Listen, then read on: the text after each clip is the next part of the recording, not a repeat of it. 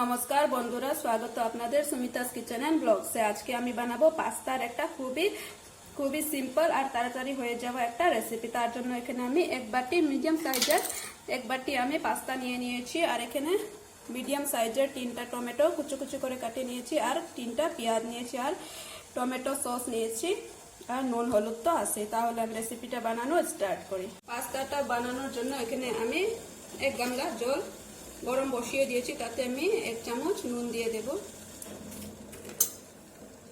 আর 1 চামচ আমি সাদা তেল দিয়ে দেব, যেন পাস্তাগুলি না লেগে যাও, আলাদা আলাদা থাকুক তার জন্য। জলটা ফুটে গিয়েছে, এখন আমি পাস্তাগুলোকে ঢেলে দেব। পাস্তাগুলোকে আমি 80% সিদ্ধ করে নেব। পাস্তাটা আমি 10 মিনিটের মতন সিদ্ধ করে নিয়েছি। এই যে দেখেন 80% সিদ্ধ হয়ে গেছে। আমি একটু আপনাদেরকে দেখিয়ে দিচ্ছি, একটা নিয়ে দেখিয়ে দিচ্ছি।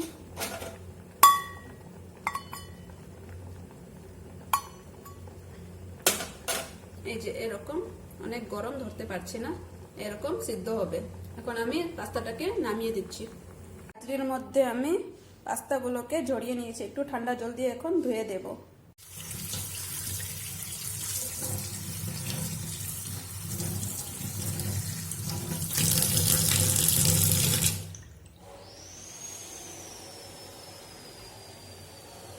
ঠান্ডা জল থেকে ধুয়ে নিয়েছি, তার কারণ কি বেশি যেন আবার কুক না হয়ে যাও তার জন্য। কড়াইয়ের মধ্যে আমি তেল দিয়ে দিয়েছি। এখন তেলটা গরম হলে পেঁয়াজগুলোকে দিয়ে দেব। হয়ে গেছে, তেলের মধ্যে আমি একটুখানি হলুদ গুঁড়ো দিয়ে দেব। তেলটা যে ছিটকে যায় তার জন্য একটু আগে হলুদ গুঁড়ো দিয়ে দিলে ওটা ছিটকবে না। কিছুটা আমি এখন কাঁচা লঙ্কা আগে দিয়ে দিচ্ছি। দেখেন আমি পেঁয়াজ কুচোগুলো দিয়ে দিচ্ছি, একটু বেশি করে দিচ্ছি, একটু গ্রেভি হলে ভালো লাগে পাস্তা।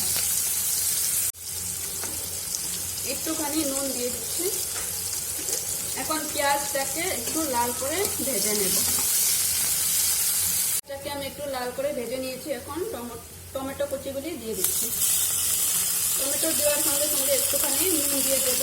নুন দিলে টমেটোটা খুব তাড়াতাড়ি গলে যায়। আর 1 চিমটে হলুদ গুঁড়ো দিয়ে দিচ্ছি।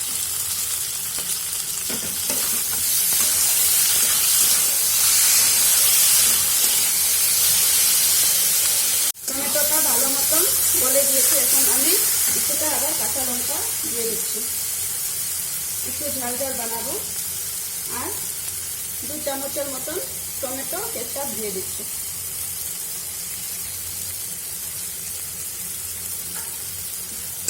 একটু ভেজে নেব, তারপরে পাস্তাটা দিয়ে দেবো। মিনিট টমেটো কেচাপটা দেওয়ার পরে ভেজে নিয়েছি। এখন পাস্তাগুলো ঢেলে দিচ্ছি।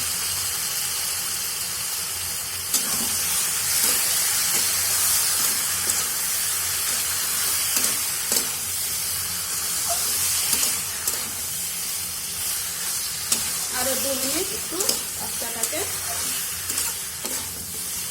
বানিয়ে নেব, হতে দেব 2 মিনিট। সামান্য একটুখানি জল দিয়ে দেব, যেটা পাস্তাটা সিদ্ধ করেছিলাম সেই জলটাই।